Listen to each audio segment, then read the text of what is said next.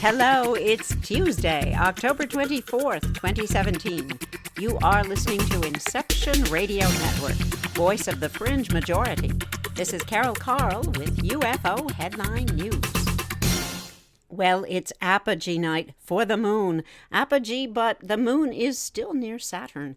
Let's see what Earth Sky says about this. It is indeed the month's apogee moon. That is, a moon at its most distant from Earth for the entire month.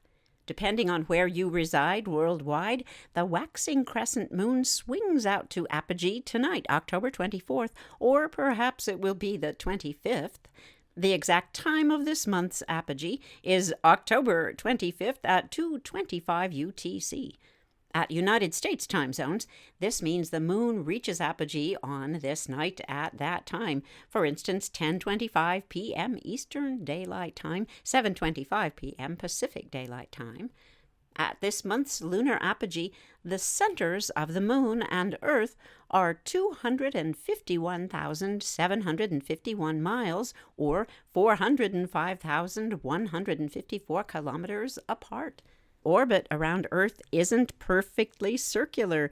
Nope, indeed. It's instead an orbit called an ellipse, a squashed circle. That's the shape of our moon's orbit. So here comes the bottom line. Watch the moon this evening, October 24th, as the evening crescent pairs up with the planet Saturn on the stellar sphere. Depending on where you live worldwide, the moon sweeps to its most distant point from Earth for the month tonight, October 24th, or depending on your time zone, the 25th. Happy sky watching! We could watch a long while with many instruments, but we couldn't see this. Headline: NASA just discovered that Mars has a tail, and it's incredibly unusual. Mike Weiner writes this for BGR.com. Jupiter has a bunch of moons, Saturn has rings, and Earth has life, and that's pretty cool. But what about Mars? Well, as it turns out, the red planet has a tail. Yup, NASA's MAVEN, that stands for the Mars Atmosphere and Volatile Evolution Mission, spacecraft, has just revealed that Mars has a tail, only you can't actually see it. The planet's tail, which is made up of invisible magnetic forces, is unlike anything we know of in the solar system, and it differs from both the magnetic fields of Earth, those are self-generated barriers, and the magnetic tail of planets like Venus, which have no magnetic fields of their own. Mars' tail is actually a cross between the two. Here's a quote from Gina DiBraccio of NASA's Goddard Space Flight Center in Maryland. Quote, "We found that Mars' magnetic tail, or magnetotail, is unique in the solar system. It's not like the magnetotail found at Venus, a planet with no magnetic field of its own, nor is it like Earth's, which is surrounded by its own internally generated magnetic field. Instead, this is a hybrid between the two," end quotes. At one point in the very distant past, Mars likely had a magnetic field a lot like Earth's, but it was largely lost. What remains is just a ghost of its former self, but it's enough to play a role in the planet's odd tail. The researchers believe that magnetic fields carried along by the solar wind tangle with the sparse magnetic field still detectable on certain places in that Martian surface and forms a peculiar twisted tail. The MAVEN spacecraft just completed its first year of orbital research around Mars, but its extended mission is expected to last a further 6 years, as it continues to serve as a relay point for both current and future Mars exploratory craft and rovers. Oh, good work. Carry on, MAVEN.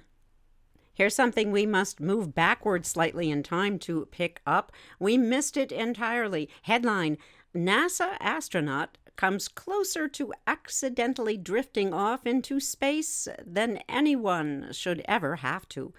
Mike Weiner, who wrote the previous story, also writes this, also for BGR.com. Spacewalks outside the International Space Station are no joke. When an astronaut straps on their suit and ventures out into space, the work being done is often a crucial repair or maintenance that simply cannot go undone. There are, of course, some very important safety features in place to prevent these brave men and women from drifting out into the nothingness of space. On Friday, NASA astronaut Joe Acaba completed his spacewalk and returned safely to the craft. But he did so with one of those vital safety features broken, and the other in need of repair. Two of the most important safety measures for a spacewalking astronaut, the tether holding them in place, and the jetpack that would allow them to get back to safety if they were to accidentally fall off, had to be addressed during the course of his excursion. While NASA says Joe Acaba was never in danger, failed safety features are absolutely a cause for concern, not to mention sweaty palms. The trouble started when Joe Acaba's safety tether appeared damaged after he had left the airlock. Hanging out in space for hours on end with a frayed safety tether is obviously not something anyone wants to do, so he returned to the ship to have it replaced. Then, after resuming his duties again outside the space station, Mission Control spotted a problem with Acaba's jetpack, with a handle that just wouldn't stay in position. After some consulting amongst themselves, NASA's flight controllers decided that the jetpack was unreliable and forced Acaba to head again back into the ship. Acaba managed to finish most of the maintenance that was planned for the spacewalk, but a number of things had to be left for later. In this case, the walk was safe insofar as no unforeseen events forced Acaba to rely on his backup safety features, but since both of them were broken at a different point during the spacewalk, it's a bit frightening to wonder how things might have gone if he had been in those unforeseen events. Space safety. It's going to be bigger. Here's something definitely big. It's not going to go away anytime soon. In fact, you might say it's back from the past. We waited until the dust settled, until there was a readable on-the-air story that contained the nutshell of all of this. Oh, here's the headline. Alien bombshell. United States Navy filmed UFO that defied physics. Former Area 51 insider claims. In this particular article, John Austin gets the byline. He writes it for the Daily Express out of the United Kingdom. United States Navy personnel aboard the USS Nimitz filmed a UFO during an encounter that lasted several hours. This information comes by way of Chris Mellon, and yes, a familiar name recently. He's part of Tom DeLonge and the To the Stars Academy. We'll get to that in a second. Chris Mellon served for almost 20 years in the United States federal government in a series of national security position roles under Presidents Bill Clinton and George W. Bush. The ex-national security chief, who had high-level clearance, was on a committee with oversight of all Department of Defense special access programs. He spent a decade on the Senate Intelligence Committee. And yes, Chris Mellon is one of a number of former senior government insiders who have gone on the record about UFOs after joining that truth-seeking organization To the Stars Academy of Arts and Science, set up by former Blink 182 frontman Tom DeLonge. Chris Mellon, who also worked on classified projects at Area 51 in Nevada, detailed the astonishing incident that reportedly happened off the coast of San Diego in broad daylight. He said the Nimitz, a $5 billion warship with a crew of thousands, was operating there, escorted by the USS Princeton, an Aegis-class cruiser. Mr. Mellon said, quote, "Imagine these ships engaging in a routine training exercise when an unidentified aircraft with a small radar cross-section appears on the radar heading directly towards the battle group.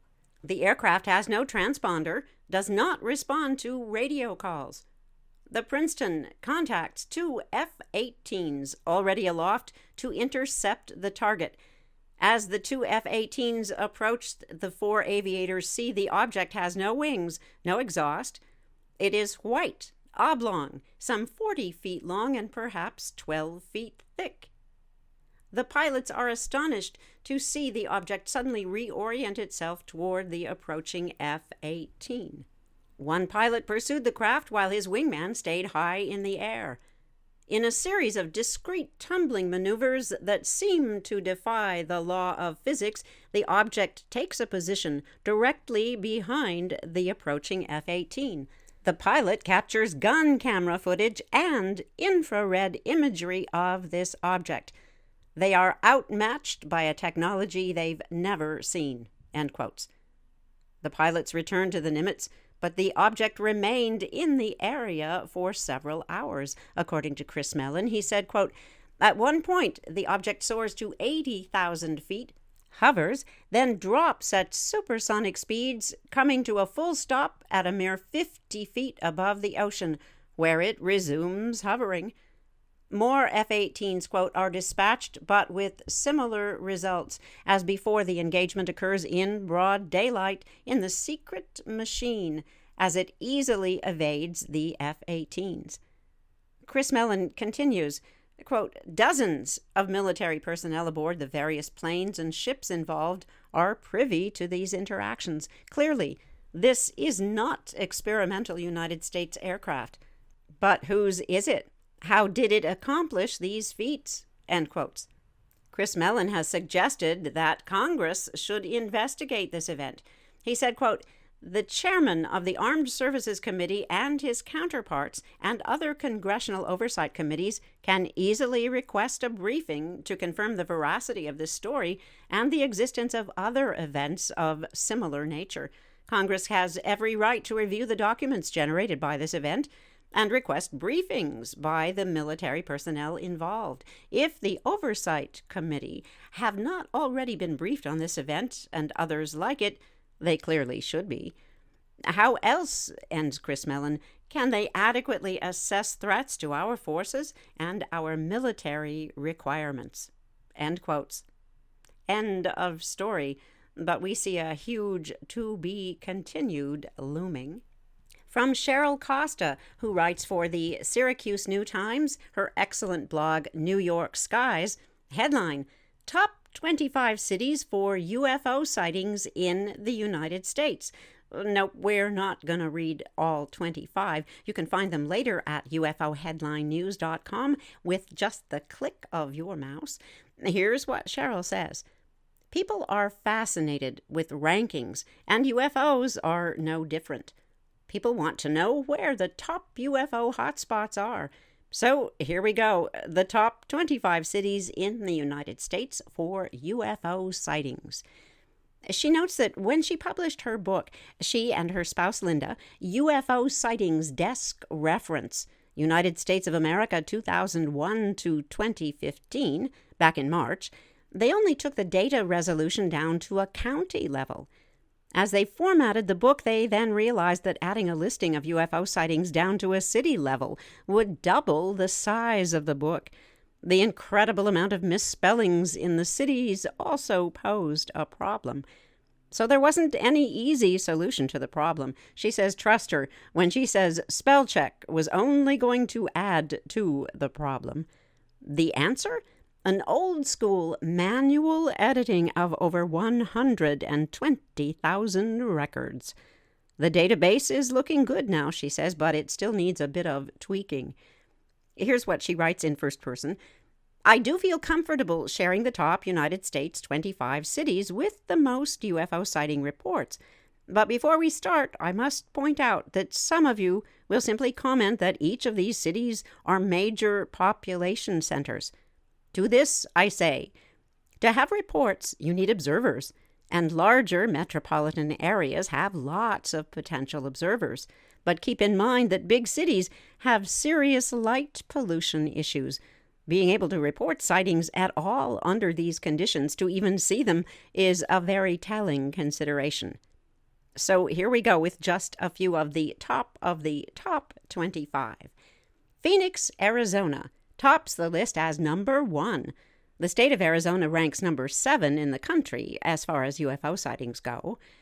Why Phoenix, you might ask? Well, ever since the Phoenix Lights event in 1997, residents of Phoenix and Maricopa County in general have been diligent in reporting what they see.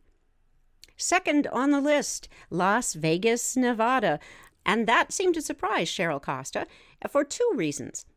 1, Nevada only ranks 26th in the country for sightings. That said, she gets a lot of social media traffic from there about sightings. And of course, some of this social media, the folks report to not reporting it. Also, Las Vegas is constantly lit up day and night, so the light pollution there is terrible. Perhaps it's because Las Vegas is a stone's throw from Area 51. Enough said. Third on the list is Seattle, Washington. Washington ranks number 3 in the country. Cheryl Costa thought it was a toss-up between Seattle, Washington, and Portland, Oregon, as both of those regions of the Northwest host heavy UFO traffic, trees and all. Portland, Oregon ranks 5th. Oregon, as a state, ranks 13 in the nation. Not to be forgotten, Chicago, Illinois, coming in as number 4. State of Illinois ranks number 8 in the country. And finally, Cheryl Costa says, I must take a moment and discuss the city in 6th place. Last spring, when the book came out, it was noted in the West Coast media that California was number 1 for UFO sightings. They were also quick to point out Los Angeles County was the number 1 county for UFO sightings in the country. And apparently, many people mistakenly equated that with the city of Los Angeles. So she's setting the record straight. Hang on, Los Angeles folks. We're number 6 in the country for cities. And she notes, we've got to remember Los Angeles County covers an area of 4,751 square miles, while the city of Los Angeles itself, that's a mere 503 square miles. And she adds, sorry, LA. There's a list of the rest of the cities in those other places. You can find it later at ufoheadlinenews.com. Not sure where the state of Wisconsin ranks. Here's a smaller town, undoubtedly. It's called Germantown. Probably safe to say some of its residents are enjoying Oktoberfest. Germantown, Wisconsin provides the setting for MUFON sighting number 87539. The date of this sighting is October 21st, 2017. It wasn't reported till October 23rd. Here's the summary. Speeding object becomes stationary. Sighting specifics tell us the viewing distance here. It was over 1 mile. The altitude was over 500 feet, and there wasn't any cloud cover. The sighting duration was 5 minutes. Object features, none. Object flight path, then hovering. And according to our witness, this object was shaped star-like. It seemed to be a fairly balmy evening, maximum temperature 75 degrees Fahrenheit, 23 degrees Celsius, with a minimum of 59 degrees Fahrenheit, 15 degrees Celsius. The visibility factors pretty ordinary, the maximum, the standard 10 miles, 16 kilometers, which held true for the mean visibility and the minimum as well. The conditions indicate nothing abnormal weather-wise. Here's the account, first person in the words of our witness. Sitting in my backyard, watching for the Orionids, I spotted what appeared to be an aircraft or a brightly illuminated satellite. It was coming out of 036 degrees on a heading of about 250 degrees. No position lights, no rotating beacon lights visible. Although I assumed perhaps there were navigational lights becoming visible, I would see them before this thing passed overhead, except it didn't pass overhead. As I watched this object approach, it came to an abrupt stop in the northeast sky. I watched for a few minutes, but the object remained stationary.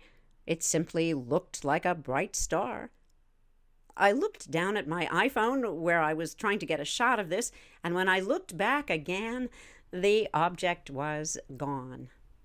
Yep, wait for it, but it doesn't appear. Instead, it does the opposite.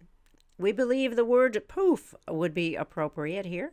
From Wisconsin to the state of Washington in the Pacific Northwest, ranking high on those UFO sightings, here's a sighting from the area of Shelton, Washington.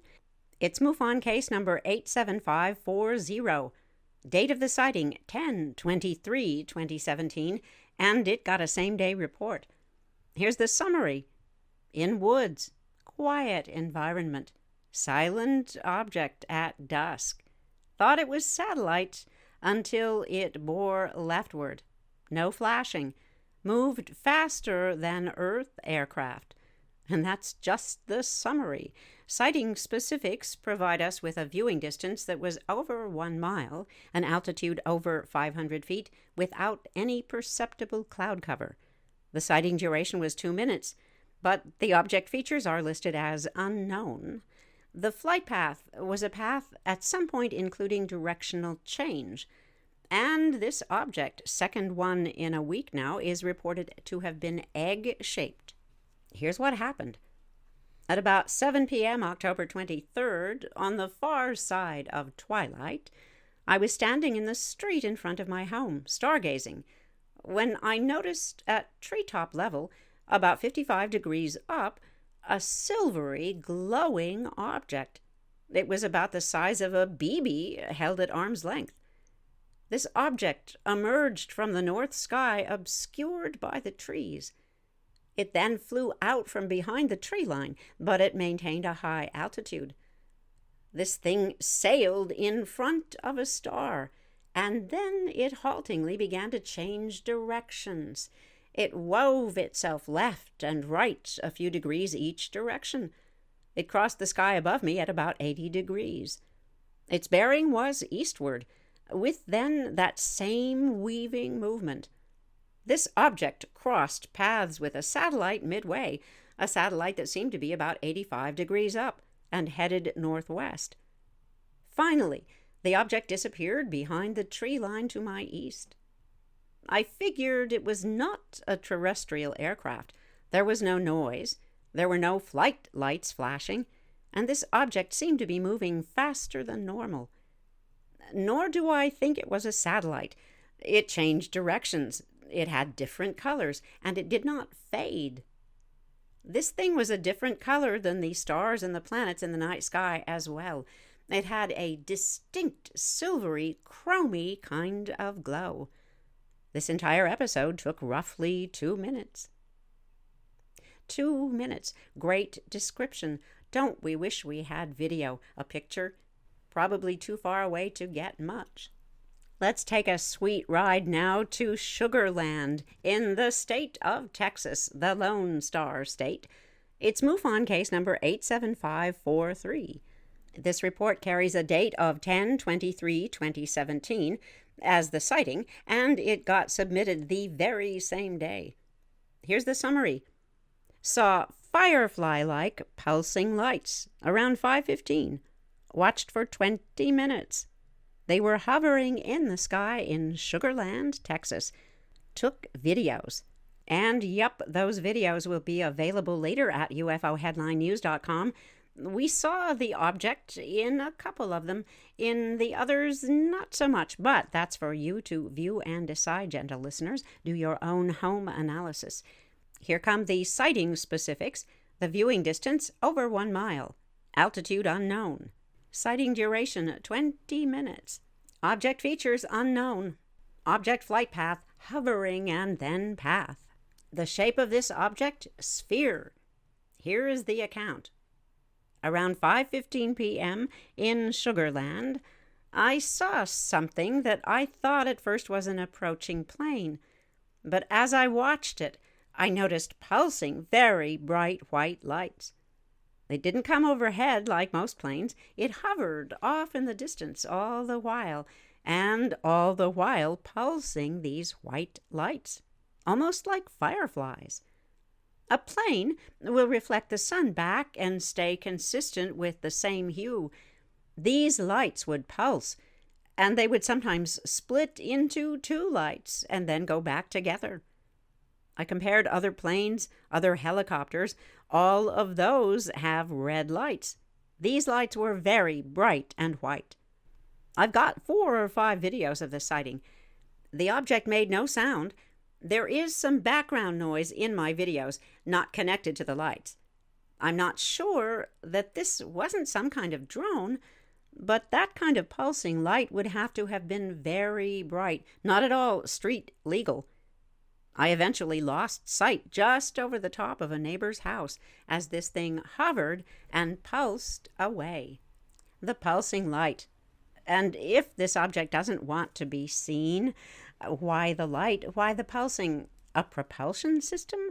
Oh, we just don't know, and time does not allow the further talk of such. We've got to fly out of here because that's a wrap. Thank you for listening to Inception Radio Network. Follow this broadcast at UFO Headline News or iHeartRadio. Take care of each other. We're all in this together. This is Carol Carl. See you tomorrow.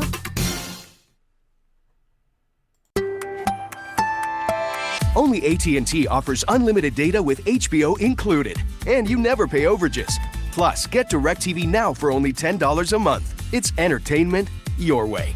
After 22 gigabytes of data usage, AT&T may slow speeds. Plan includes Stream Saver and videos will stream in standard definition unless you turn it off. Credits start within 3 bill cycles. $10 price based on $35 Live a Little package minus $25 credit. Service prices subject to change. Other usage, speed, and restrictions apply. Visit your nearest AT&T store.